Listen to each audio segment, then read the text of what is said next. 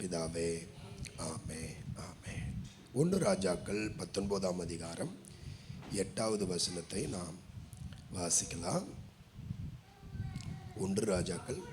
அப்பொழுது அவன் எழுந்திருந்து புசித்து குடித்து அந்த போஜனத்தின் பலத்தினால் 40 நாள் இரவும் பகலும்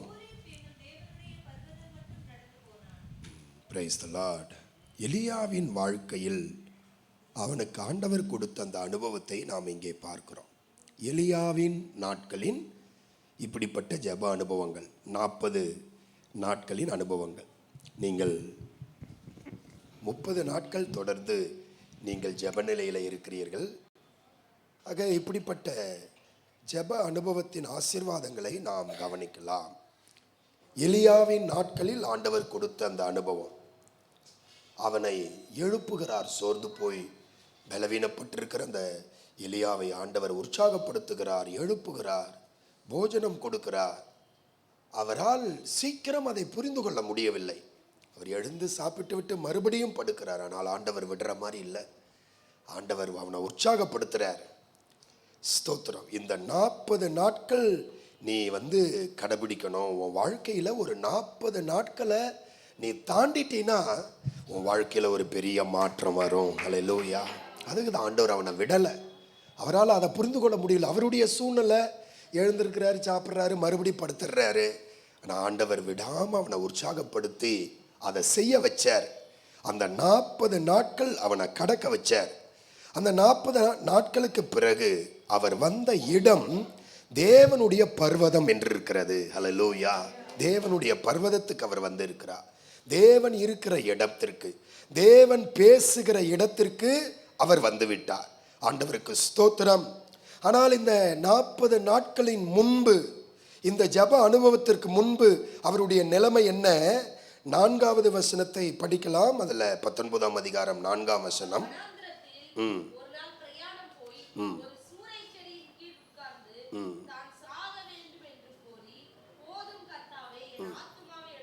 இந்த வசனத்தின்படி நம்ம பார்த்தா அவருடைய அனுபவம் ஒரு வனாந்தரமான ஒரு வாழ்வின் அனுபவம், வனாந்தர நிலைமை, சூறைச்செடியின் நிலைமை, அவிசுவாசம் நிறைந்த ஒரு நிலைமை, விரக்தியான ஒரு நிலை. அவர் பேசுகிற வார்த்தைகள் எல்லாம் எப்படி இருக்கிறது? போதும் கர்த்தாவே. மரணக்கட்டு நிறைந்த ஒரு நிலை, சோர்வான ஒரு நிலைமை, தூக்கம், எதிர்கால சிந்தனை இல்லாத ஒரு நிலைமை. எதிர்காலத்தை பற்றின ஒரு ஆசை இல்லை, ஒரு சிந்தனை இல்லை. அப்ப இப்படிப்பட்ட ஒரு நிலைதான் இந்த 40 நாட்களுக்கு முன்பு எலியாவினுடைய நிலைமை. ஆனால் இந்த 40 நாட்களுக்கு பிறகு ஆண்டவர் அவருக்கு பலன் கொடுத்து அவரை நடக்க வைத்து, அவரை கடக்க வைத்து, அவர் வந்த இடம் தேவனுடைய பர்வதம் என்று பார்க்கிறோம். தேவன் இருக்கிற இடத்திற்கு இப்பொழுது வந்துவிட்டார். தேவன் பேசுகிற இடத்திற்கு வந்துவிட்டார். நீங்கள் அதில் வாசித்தால் இந்த 40 நாட்களுக்கு பிறகு அவனுடைய நிலைமை, தேவன் பேசினார். 19ஆம் அதிகாரம் 9வது வசனத்தில் தேவன் பேசுகிறார் எலியாவோடு. அதுக்கு முன்னாடி வரைக்கும் பிசாசுலாம் பேசினான் அவன் வாழ்க்கையில். இல்லை, சூறைச்செடியின் அனுபவம், வனாந்தர நிலைமை, விரக்தி நிலைமை, மரணக்கட்டு நிறைந்த நிலைமை. அங்கே அவன் பேசின, சாத்தான் பேசுகிறான், போதும் நீ எல்லாம் ஏன் வாழ்கிற, அவிசுவாசமான வார்த்தைகள், சத்துரு பேசின நிலைமை. ஆனால் ஜெப அனுபவத்திற்கு பிறகு தேவன் பேசுகிற ஒரு அனுபவம். 13ஆம் வசனத்தில் தரிசனத்தை பெற்றுக்கொள்கிறார். ஒரு விருப்பம் இல்லை, எதிர்காலம் ஒரு கேள்விக்குறியான ஒரு நிலைமை. தரிசனத்தை பெற்றுக்கொள்கிறார். 15வது வசனத்தில் எதிர்காலத்திற்கான வெளிப்பாடை பெற்றுக்கொள்கிறார். அவனுடைய வாழ்க்கை என்ன, நீ என்ன செய்ய போற, எதிர்காலத்தை குறித்த ஒரு தரிசனத்தை தேவன் தருகிறார். இப்படி ஒரு வித்தியாசமான ஆவிக்குரிய நிலைமையை எலியாவுக்கு தேவன் தருகிறார். 11வது 12வது வசனத்தை நீங்கள் வாசித்தால் அதை மட்டும் வாசிக்கலாம். 11ஆம் வசனம்.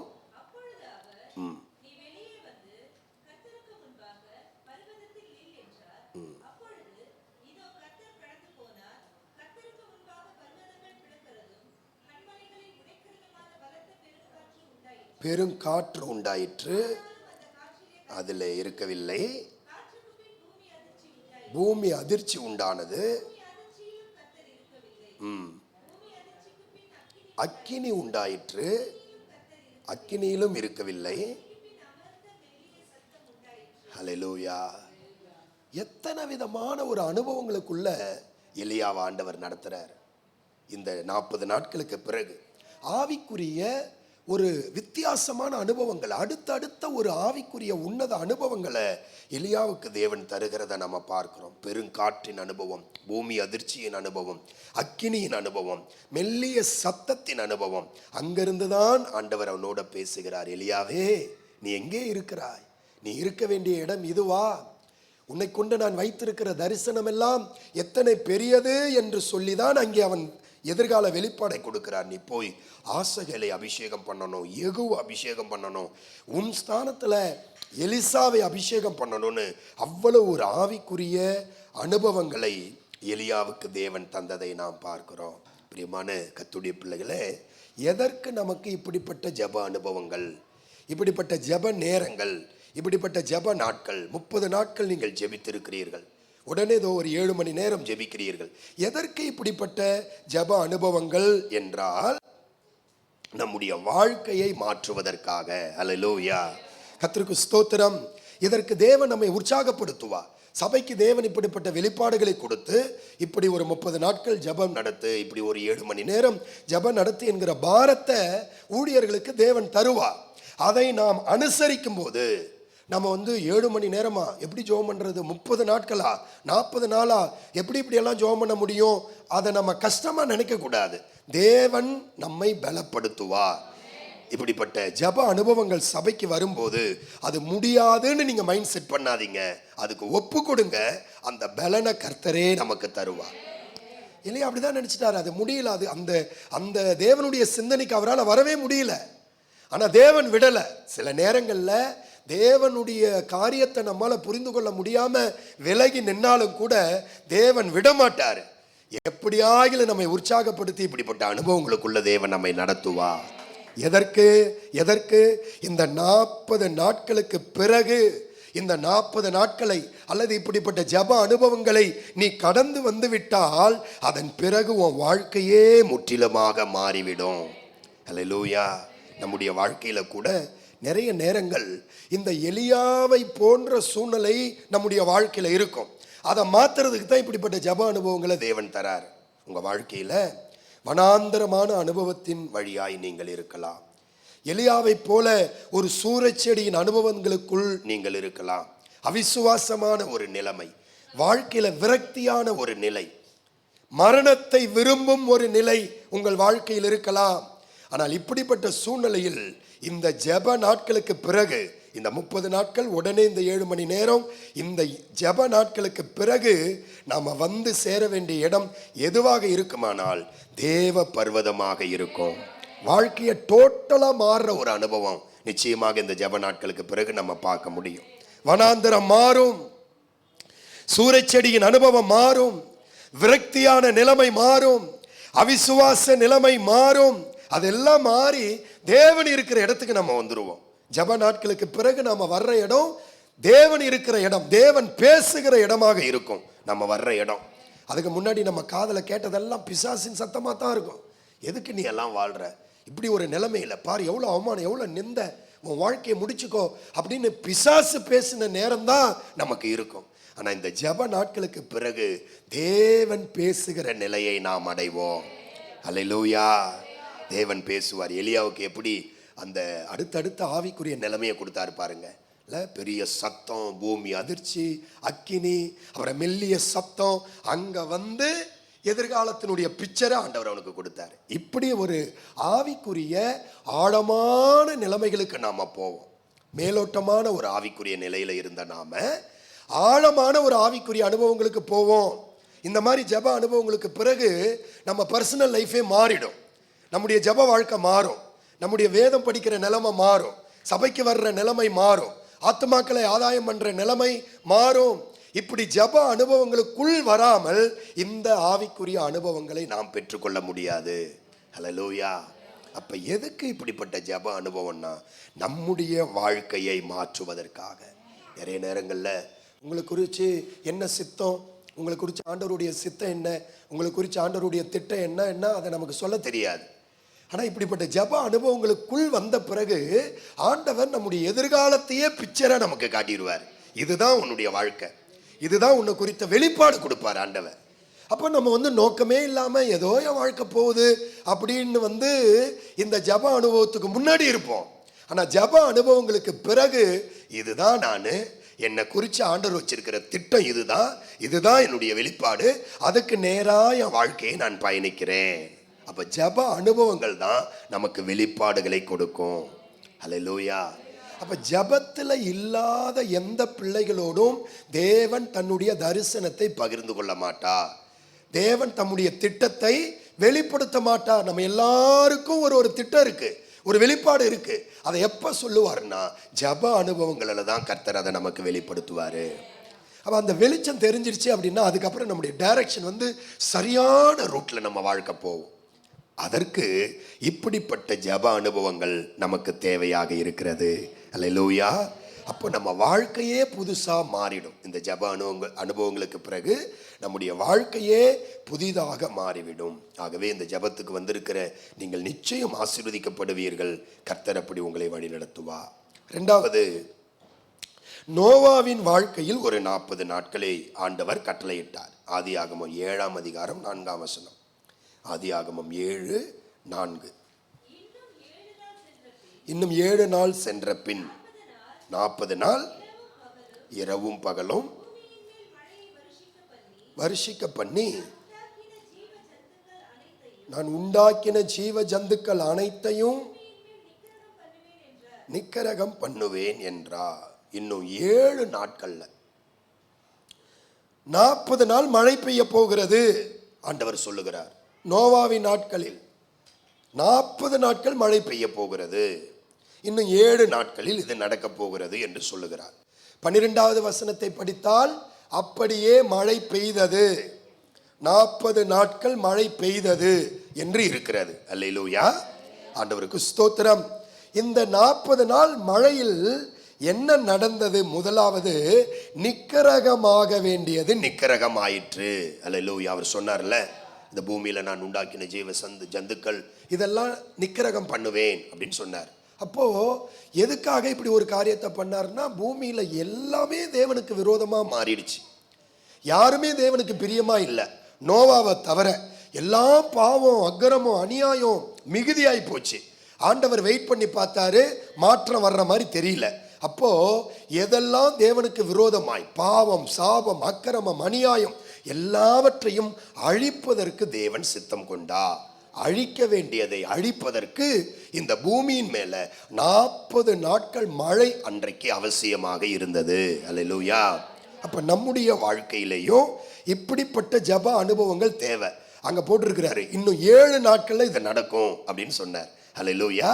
இன்னும் 7 நாட்கள்ல 40 நாள் மழை பெய்ய போகிறது அப்படின்னு சொன்னார். அதை நம்ம இப்படி எடுத்துக்கொள்ளலாம், இந்த 7 மணி நேர ஜெபத்துக்கு பிறகு இது நம்ம வாழ்க்கையில நடக்க போகிறது என்று எடுத்துக்கொள்ளலாம்.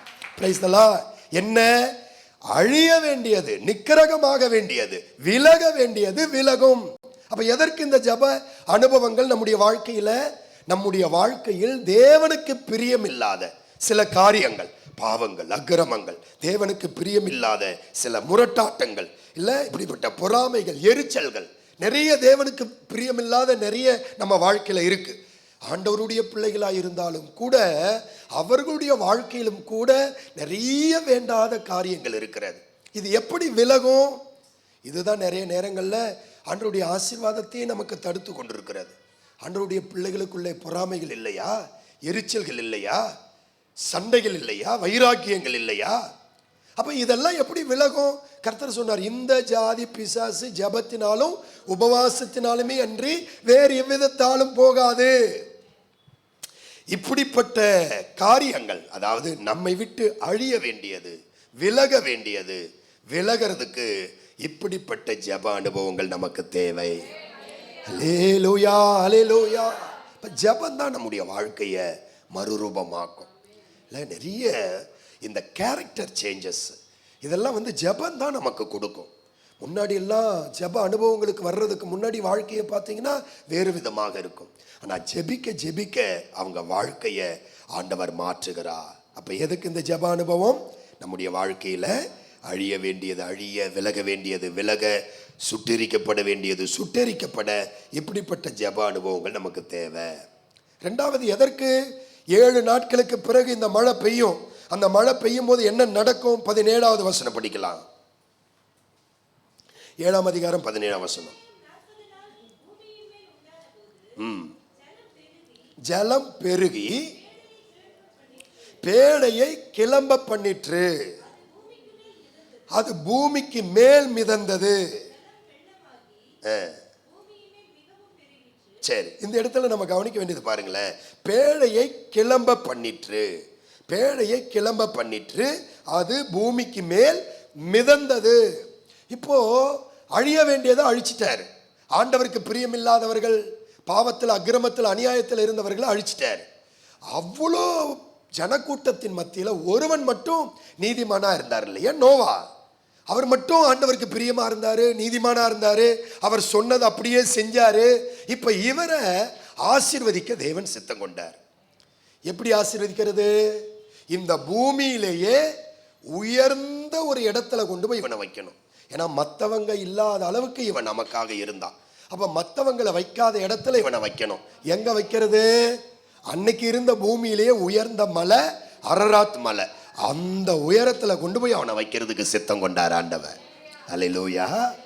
அப்போ அவ்வளோ உயரத்துல கொண்டு போய், எல்லாரும் துன்மார்க்கமா பாவிகளா கீழ்ப்படியாம வாழ்ந்த நாட்கள்ல நோவா மட்டும் நீதிமானா கீழ்ப்படிந்து தேவனுக்கு உத்தமமா வாழ்ந்ததுனால சும்மா மற்றவங்களை விட அப்படி வைக்க ஆண்டவர் விரும்பல. எவ்வளவு தூரம் உயர்த்த முடியுமோ, இந்த பூமியிலேயே உயர்ந்த இடம் எது? அதுதானா? அங்க கொண்டு போய் என் மனுஷனை வைக்கிறேன்டான்னு கொண்டு போய், அப்ப அவ்வளவு உயரத்துல வைக்கிறதுக்கு இந்த 40 நாள் மழை அன்றைக்கு தேவைப்பட்டது. ஹல்லேலூயா. எதற்கு இந்த 30 நாட்கள் ஜெபம்? எதற்கு இந்த 7 மணி நேர ஜெபம்? 7 நாளைக்கு பிறகு உன் வாழ்க்கையில இது நடக்கும். என்ன? உன் பேழை கிளம்பும் பாருங்க. அதுதான் இன்னைக்கு நம்ம வாழ்க்கையில இந்த 7 மணி நேர ஜெபத்துக்கு பிறகு ஓம் பேழையும் கிளம்பும். தரையோடு இருந்தது, அவன் பேழை தரையோடு இருந்தது. வாழ்க்கையில அதை உயர்த்த ஆரம்பித்தார். பூமிக்கு மேல் மிதந்தது. உங்க வாழ்க்கையில இந்த ஜெபத்துக்கு பிறகு உங்க வாழ்க்கை, உங்க குடும்பம் எழும்பும், உயரும். எழும்பவே முடியாது, இதெல்லாம் எழும்பவே முடியாது, முடியவே இவங்க வாழ்க்கை உயரவே முடியாது அப்படின்ற நிலைமை இருந்திருக்கும். நான் சொல்லுகிறேன், சபையில எப்பொழுதெல்லாம் இப்படி ஜெபம் என்னது அறிவிக்கிறார்களோ, நீங்கள் நேரம் ஒதுக்கி வேலையை ஒதுக்கி நீங்கள் வந்து இதில் கலந்து கொள்ளுங்கள். ஜெபம் நம்முடைய வாழ்க்கையை உயர பண்ணும், கிளம்ப பண்ணும். ஹல்லேலூயா. உங்க வாழ்க்கை எழும்ப, உங்க வாழ்க்கையை எழுப்ப, உங்க குடும்பத்தை உயர்த்ததா இப்படிப்பட்ட ஜெபத்தை தேவன் ஊழியக்காரருக்கு பேசி அறிவிக்கிறார். ஆமென். அல்லேலூயா. பிள்ளையின் வாழ்க்கை எழும்பும், எழும்பும். என்னுடைய சித்தி சின்னமலையில் இருக்கிறாங்க, அம்மாவுடைய தங்கச்சி, கடைசி தங்கச்சி. அவங்க மக 12வது படிக்கிற வரைக்கும் நல்லா படித்தான். காலேஜ் சேர்த்த உடனே பிள்ளைகளோட சேர்ந்துக்கிட்டு ஊதாரித்தனம் பண்ண ஆரம்பிச்சிட்டான். அப்பா கவர்மெண்ட் ஸ்டாஃபு. அப்பா சம்பாதிச்சு சேர்த்து வச்சதை இவன் அழிக்க ஆரம்பிச்சிட்டான். மாதத்துக்கு ஒரு பைக் வாங்கிறது, ஆக்சிடெண்ட் பண்ணுறது, இந்த மாதிரி ரொம்ப அழிக்க ஆரம்பிச்சிட்டான். அழுது பார்த்தாங்க, சொல்லி பார்த்தாங்க, அடித்து பார்த்தாங்க, கேட்குற மாதிரி இல்லை. போய் சபையிலேயே விழுந்துட்டாங்க எங்கள் சித்தி. ஒரு ஜெபத்தை விட மாட்டாங்க. Night prayer, fasting prayer, Chinnamalai AG சர்ச்சில் ஒரு ஜெபத்தை விட மாட்டாங்க. போய் உட்காந்து ஜெபிச்சு பையன் வாழ்க்கையே மாறி போச்சு. இன்னைக்கு கிரீன்லேண்ட் அப்படின்னு ஒரு நாடு இருக்கு, அந்த நாட்டில் செட்டில் ஆகிட்டான். போய் மேரேஜ் ஆகி அங்கேயே செட்டில் ஆகிட்டான். அப்பா அம்மாவுக்கு 2 அடுக்கு மாடியில் ஒரு வீடை கட்டி கொடுத்துட்டு அவன் அங்கே போய் செட்டில் ஆகிட்டான். எந்த பிள்ளை அடங்காது, ஊதாரி, அப்பா சம்பாதிச்சு அழிக்குது அப்படின்னு சொன்னாங்களோ அந்த பையனை மாற்றினது தாயினுடைய ஜெபம். அல்லேலூயா. அதனால இந்த பிள்ளை மாற மாட்டான், இவர் மாற மாட்டாரு, இந்த நிலைமை மாறாது அப்படியெல்லாம் நினைக்காதீங்க. ஜெபத்துக்கு நீங்க முக்கியத்துவம் கொடுக்க ஆரம்பிச்சிட்டீங்கன்னா நம்ம வாழ்க்கை உயரும். எந்த அளவுக்கு அதாவது ஜெபிக்கிறவங்களையும் ஜெபிக்காதவங்களையும் வித்தியாசப்படுத்தி காட்டுறாரு ஆண்டவர். ஊழியம் செய்கிறவர்களுக்கு செய்யாதவர்களுக்கும் வித்தியாசத்தை காட்டுறாரு. அப்போ இப்படி நோவா மட்டும் இப்படி இருந்ததுனால மற்றவங்களை விட உன்னதத்துல வைக்க நினைச்சார் ஆண்டவர். அப்ப ஜெபிக்கிற பிள்ளைகளை எட்டாத உயரத்தில் ஆண்டவர் வைப்பாரு. இப்படிப்பட்ட ஜெப அனுபவங்களுக்கு பிறகு நீங்கள் அடைகிற உயர்வு மேன்மை மிக உயர்ந்ததாக இருக்கும். ஆகவே ஜெபத்தை ஒரு நாளும் அசட்டை பண்ணவே பண்ணாதீங்க. ஜெபத்தை ஒரு நாளும் மிஸ் பண்ணாதீங்க. இந்த ஜெபம் தான் நம்முடைய வாழ்க்கையை உயர்த்தும். மூன்றாவது, யோனாவின் நாட்களில் 40 நாட்கள். 3ஆம் அதிகாரம் 4ஆம் வசனம். யோனா 3ஆம் அதிகாரம் 4ஆம் வசனம்.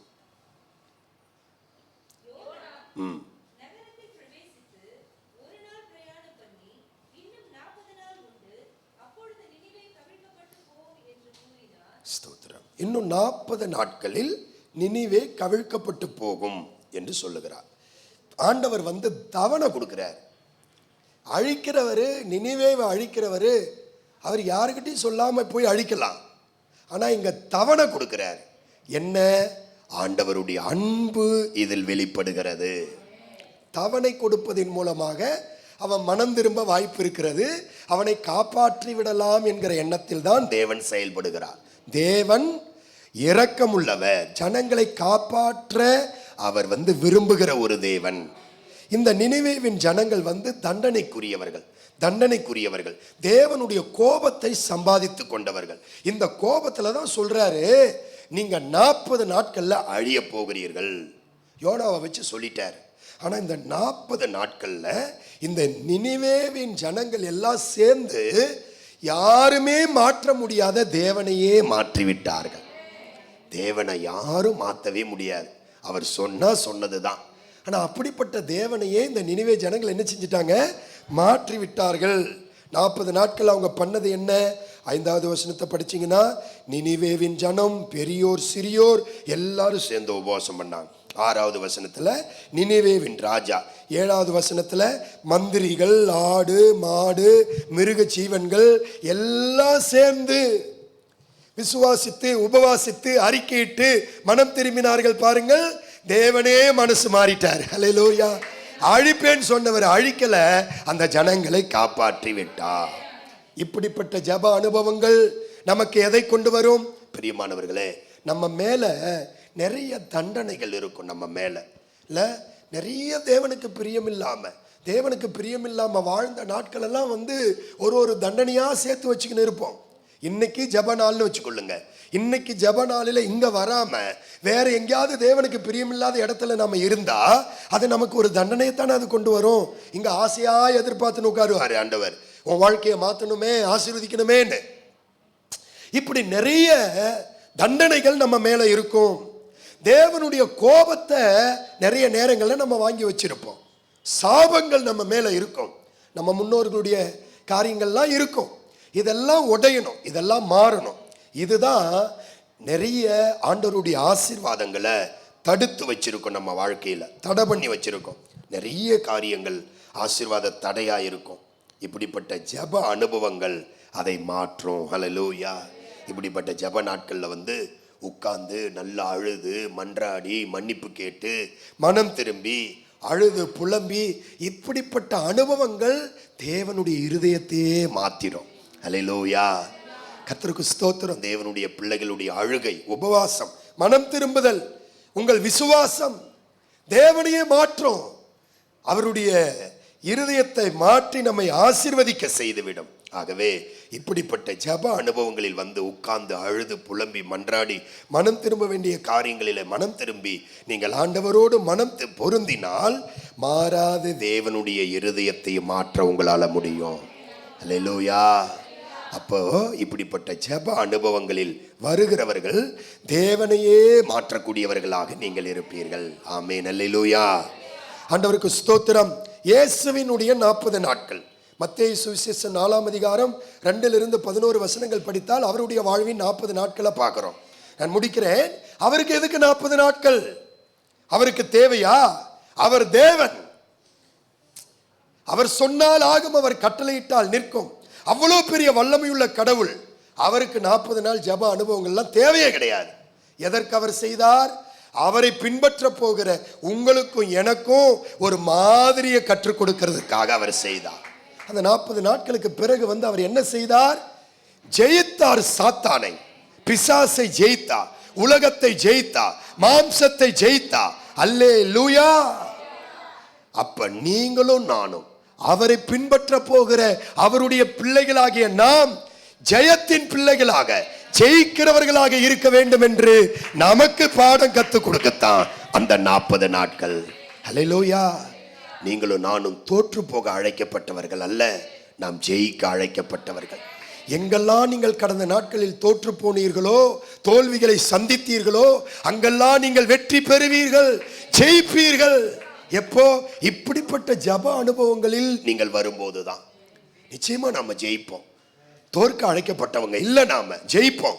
எந்த இடத்துல நம்ம தோற்றோமோ அங்கேயே ஜெயிப்போம். ஹல்லேலூயா. நிச்சயமா நம்ம ஜெயிப்போம். வாழ்க்கையில ஜெயிப்போம், குடும்பத்துல ஜெயிப்போம், வேலையில ஜெயிப்போம், பிசினஸ்ல ஜெயிப்போம், ஊழியத்துல ஜெயிப்போம். ஹல்லேலூயா. கொஞ்சம் ஏறனா ஜான் ஏறனா முழம் சறுக்குது இல்ல? எல்லாருடைய வாழ்க்கையில அப்படி இருக்கு. சத்துரு வகை தேடுறான். கொஞ்சம் நம்ம திட்டம் போட்டு அடி போட்டு முன்னோக்கி போறதுக்கு பார்த்தா அவனுக்கு பொறுக்கல, எங்கடா காலை பிடிச்சி இழுக்கலான்னு பார்க்கறான். ஆனா நிச்சயமா நாம ஜெயிப்போம். ஜெயிக்கிறவர் நம்ம கூட இருக்கிறாரு. ஆமென். ஜெயிக்கிறவர் நம்ம பட்சத்தில் இருக்கிறாரு. ஆக நம்ம ஜெயிக்கணும். பிசாசை ஜெயிக்கணும், பாவத்தை ஜெயிக்கணும், உலகத்தை ஜெயிக்கணும், மனிதர்களை ஜெயிக்கணும். அப்ப நம்ம ஜெயிக்கணும் அப்படின்னா இப்படிப்பட்ட ஜப அனுபவங்கள் நமக்கு தேவை. வாங்க, எப்பெல்லாம் சபை ஜபத்தை அறிவிக்குதோ வந்து ஜெபம் பண்ணுங்க, ஜெயிச்சிருவோம். நாம நிச்சயமா ஜெயிச்சிருவோம். இயேசு உயிர்த்தெழுந்த பிறகு 40 நாட்கள் இந்த பூமியில தரிசனமானார். அது எதற்கு? சீசர்களுடைய பயத்தை நீக்க. இயேசு இருந்த வரைக்கும் அவங்களுக்கு தெரியல. இயேசு இல்ல, எல்லாருக்குள்ள பயம். பயம் பின்மாற்றத்துக்கே போயிட்டாங்க. எல்லா அழைப்பை விட்டுட்டு, வல்லமையை விட்டுட்டு, வரங்களை விட்டுட்டு எல்லாம் பின்மாற்றத்துக்கு போயிட்டாங்க. எதற்கு அந்த 40 நாட்கள்? பயந்திருந்த சீஷர்களுடைய பயத்தை மாற்றவும், எல்லா இழந்து போனதை, சீஷர்கள் இழந்து போனதை திரும்ப தரவும் ஆண்டவர் அந்த 40 நாட்கள் அவங்களுக்கு கொடுத்தார். இந்த ஜெப நாட்கள் எதற்கு? உங்க வாழ்க்கையில சில தேவையில்லாத பயங்கள் இருக்கும். பயங்கள், வாழ்க்கை, குடும்பம், பிள்ளைங்க, தேவை, கடன் பிரச்சனை, இவைகளை குறித்த பயங்கள். இந்த பயத்தை ஜெபத்துல கர்த்தர் மாற்றுவா. கொஞ்ச நேரம் போய் உட்கார்ந்து, என்ன தேவை, பிரச்சனை, கவலை இருந்தாலும் போய் கொஞ்ச நேரம் உட்கார்ந்து ஜெபம் பண்ணிட்டு எழும்பின பிறகு ஒரு தைரியம் வரும் பாருங்க. ஹல்லேலூயா. எல்லாமே கர்த்தர் பார்த்துக்கிட்டாருப்பா, எல்லாமே முடிஞ்சு போச்சு, எல்லாம் நல்லபடியா முடிஞ்சிச்சுன்ற ஒரு தைரியம் அதை தேவன் தான் கொடுப்பார். அதை தேவ சமூகத்துல தான் நம்மால பெற்றுக்கொள்ள முடியும். அப்போ தைரியத்தை கொடுப்பதற்கு, அப்புறம் நம்ம இழந்து போனதை திரும்ப கொடுக்கறதுக்கு. நிறைய நம்ம வாழ்க்கையில இழந்திருப்போம். நம்ம அழைப்பை இழந்திருப்போம், வல்லமையை இழந்திருப்போம், வரங்களை இழந்திருப்போம், தேவன் நிறைய ஊழியங்களை கொடுத்துருப்போம், அதெல்லாம் இழந்திருப்போம். ஏதோ சூழ்நிலை, வாழ்க்கையில குடும்ப சூழ்நிலை, யாரும் ஏதோ சொல்லிட்டாங்க, ஏதோ ஒரு நிலைமையில சில விஷயங்களை நீங்கள் இழந்தவர்களாக நிற்கலாம். நீங்கள் இழந்தவைகளை திரும்ப உங்களுக்கு கொடுக்க, அவைகளை புதுப்பிக்கத்தான் இப்படிப்பட்ட ஜப அனுபவங்களுக்குள் தேவன் நம்மை கொண்டு வந்திருக்கிறார். ஆகவே இந்த 7 மணி நேரம் ஜபத்தில் இருக்கிற உங்களை ஆண்டவர் ஆசீர்வதித்து வழி நடத்துவாராக. ஜெபிக்கலாம். அன்பின் பரலோக பிதாவே, இந்த 7 மணி நேர ஜெபத்தை வைக்க நீர் கொடுத்த பாரத்துக்காக சோத்திரம்பா. ஒரு எலியாவின் நாட்கள்ல ஆண்டவரே, ஒரு சோர்ந்து போய் ஒரு சூரச்செடியின் அனுபவத்துல அவிசுவாசத்தோடு எதிர்கால தரிசனம் இல்லாமல் கிடந்தவன, இப்படிப்பட்ட ஜெபத்தை அவன் தாண்டி போகணும்னு நீங்க விரும்புனீங்கப்பா. அவனுக்கு அது புரியல ஆண்டவரே. ஸ்தோத்திரம், உம்முடைய சிந்தைக்குள்ள அவனால வர முடியல. ஆனா நீங்க உற்சாகப்படுத்தி அந்த அனுபவங்களை தாண்டின பிறகு அவன் வாழ்க்கையில பெரிய மாற்றம் வந்ததப்பா. ஆவிக்குரிய உன்னத அனுபவம் வந்ததே. அதே போல ஆண்டவரை விரக்தியில இருந்தவர்கள், அவிசுவாசத்தில் இருந்தவர்கள், போதும் ஆண்டவரை என்று அந்த மரண கட்டில் இருந்தவர்கள் இந்த ஜெபத்துக்கு பிறகு ஆவிக்குரிய உன்னத நிலையை அடைவார்களாக, வெளிப்பாடை பெறுவார்களாக, ஆசீர்வாதத்தை பெற்றுக் கொள்ளுவார்களாக. ஆண்டவரே, என் வாழ்க்கையே ஒரு கேள்விக்குறியா இருக்குதுப்பா, என் வாழ்க்கை எதை நோக்கி போகுதுன்னே எனக்கு தெரியலையே அப்படின்னு சொன்னவங்களுக்கெல்லாம் இந்த ஜெபத்துக்கு பிறகு தெளிவான வெளிப்பாடுகளை தருவீராக, தெளிவான திட்டத்தை தருவீராக, தெளிவான பிக்சரை ஆண்டவர் தருவீராகப்பா. ஹல்லேலூயா. பெரிய காரியங்களை செய்ய உங்க பிள்ளைகளை கொண்டு ஆண்டவரே, யாராரு வாழ்க்கையெல்லாம் எழும்பாம தரையோட தரையா ஒட்டி கிடக்குதோ அவங்க வாழ்க்கையெல்லாம் இந்த ஜெபத்துக்கு பிறகு எழும்பணும். ஹல்லேலூயா. இவங்க குடும்பம் எழும்பணும், இவங்க வாழ்க்கை எழும்பணும், உயரணும் ஆண்டவரே. ஹல்லேலூயா. நம்ம என்ன நினைச்சிருப்போம், கொஞ்சம் உயராதா, கொஞ்சம் எழும்பாதான் நினைச்சிருப்போம். கொஞ்சத்தை செய்யறதுக்கு அவர் இல்ல. யாருமே அடைய முடியாத உயரத்துல கொண்டு போய் நம்மள வைக்கிறதுக்கு தான் இப்படிப்பட்ட ஜெப அனுபவத்தை தேவன் நமக்கு தந்திருக்கிறார். நீ எவ்வளவு நாள் அந்த உயரத்துக்காக ஏங்கனையோ அதுக்கு மேலதான் கர்த்தர் கொண்டு போய் வைப்பா. ஜெபத்தை முக்கியப்படுத்து. ஜெபம் அவசியம். இரண்டாவது, நம்ம வாழ்க்கையில அழிய வேண்டியது அழியும், நிக்கரகமாக வேண்டியது நிக்கரகமாகும். தேவனுக்கு பிரியமில்லாத பாவ வாழ்க்கை, ஆண்டவருக்கு பிரியமில்லாத உலக வாழ்க்கை, தேவனுக்கு பிரியமில்லாத கோபம், எரிச்சல், பகை, அந்த காரியம் எல்லாம் ஜெபத்துல இருக்க அழிய வேண்டியது நம்மை விட்டு விலகி போய்விடும். ஹல்லேலூயா, ஹல்லேலூயா. இந்த 40 நாட்களுக்கு பிறகு, இந்த ஜெப நாட்களுக்கு பிறகு தேவன் இருதயம் மாறப்போகுது. தேவ மனசு மாற போறாரு. என் பிள்ளைகளை நான் ஆசீர்வதிக்கணும், உயர்த்தணும், மேன்மைப்படுத்தணும், இதையெல்லாம் தரணும்னு அவரே மனசு மாற போறாரு. ஜெபிக்கிற நீங்க தேவனையே மாற்றி விடுவீர்கள். இந்த ஜெப நாட்களுக்கு பிறகு நீங்கள் ஜெயிப்பீர்கள். இந்த ஜெப நாட்களுக்கு பிறகு நீங்கள் இழந்தவைகளை தேவன் உனக்கு திரும்ப தருவார். பிள்ளைகளை ஆசீர்வாதம் பண்ணி நடத்தும். கடைசி செஷன்ல உங்க பிரசன்னம் இருந்து எங்களை நடத்தட்டும்பா. இயேசுவின் நாமத்தில் எங்களை அர்ப்பணித்து ஜெபிக்கிறோம் பிதாவே. ஆமென், ஆமென்.